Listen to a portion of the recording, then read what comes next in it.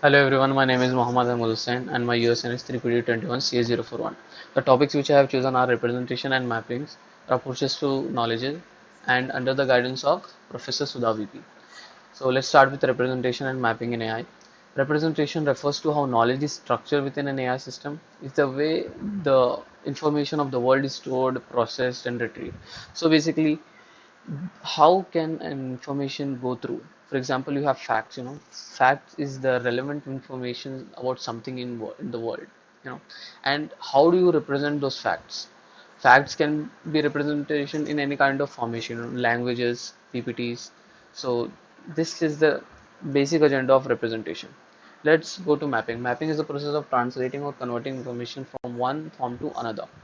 In AI, this often refers to transformation of input data like sensory data or user input into a form that the AI which we are using can understand and make decision.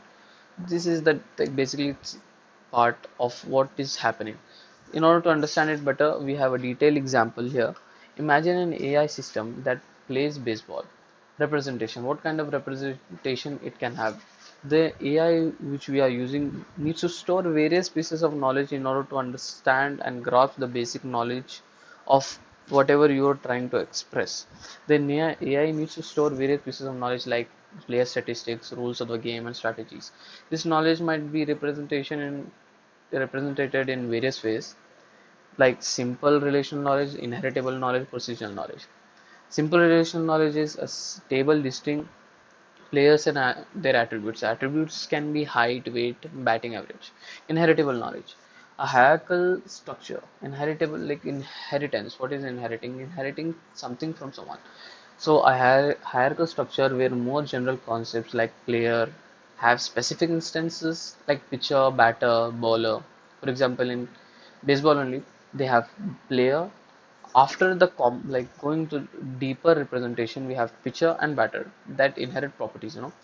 Next, we have procedure knowledge, rules or procedure within that game, what kind of rules the game holds, how many players are in each game, like each team. For one team has 11 players and the next team also should have 11 players. This fact should be given to AI. And the next example of mapping. The AI uses mapping to connect the knowledge it has with the current state of the game. For example, if the game is in the ninth inning and the score is close, the AI might use its procedural knowledge to decide the best strategy, like walking the batter if the next player is likely to get hit. These are all the scenarios within a baseball game. So if you know how baseball works, you can understand this, or you can just take a different example like cricket, which is more prominent in India. So this is the basic example. Next, move on to approaches to knowledge representation. What kind of approaches can we have to understand the knowledge and express the knowledge to other individuals? But the first simple relational knowledge. This is the first approach we have. This method uses basic relationships between data points like a database. Example, a table might store players' information such as height, weight, and the batting average. Advantage is it's straightforward and easy to understand. So the first approach we are taking is simple relational knowledge approach, in which it takes a basic agenda of whatever we are trying to express. It gives it in a table, straightforward, like it is easy. Table is We have a table with the names and what the position of the player is, and but the limitation is it doesn't allow for much inference beyond what's directly stored. For example, if asked who is the heaviest player, the system might struggle unless it has a procedure to compare the weights. We have given, no doubt, we have a database, we have weights of each and every player, but we have not given the instruction to understand that, give give who is the heaviest player.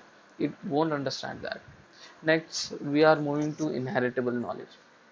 Here, knowledge is organized in a hierarchy where general information is stored at higher levels and more specific information at lower levels. Example, let's take an example here. A hierarchy where person is at the top is a baseball player, is a subtype of a person. and specific player instances of Blazor player. The advantage of this approach is this allows for efficient organization and the ability to infer new facts based on the inheritance. For example, if all individuals have a height, then every baseball player also has a height without needing to store information redundantly. The limitation of this approach, inheritable knowledge approach, is the structure can be rather complex and harder to manage if there are many levels and exceptions. So we have done two approaches here. The first approach was simple relation approach. Second was inheritable knowledge. So let's move on to the third one, which is procedural knowledge. This involves storing knowledge about how we perform tasks, usually in the form of rules or procedures. Example, a set of rules that tell the AI what to do in a specific game situation. If the score is this and this, then this team has an advantage or this team is at a losing side. Sorry about that. Let's continue. Next, we understand what advantage does procedural knowledge have. It's dynamic. What does dynamic mean? Dynamic means like multiple things can happen, can be applied to make decisions in real time. It can be difficult to create. Like next, we have a limitation. The limitation is it can be difficult to create and maintain comprehensive rule sets, and the system might struggle with situations not covered by the rules. So this is over basically the representation and mapping in AI. Next, in practice, in AI system, multiple representation methods are often used together to leverage the strength of each. For instance, relational knowledge might be used for storing basic data, inheritable knowledge for organizing it efficiently, and procedural knowledge for applying it in decision-making situations. So all of the approaches which we have studied, can be used for a different kind of things which are to be applied in the world.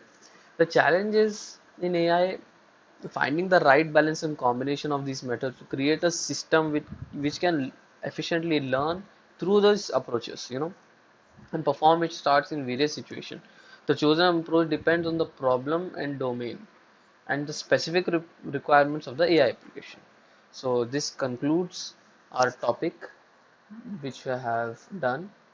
So thank you everyone. अरे अरे cut करना पड़ता है अब आखिरी का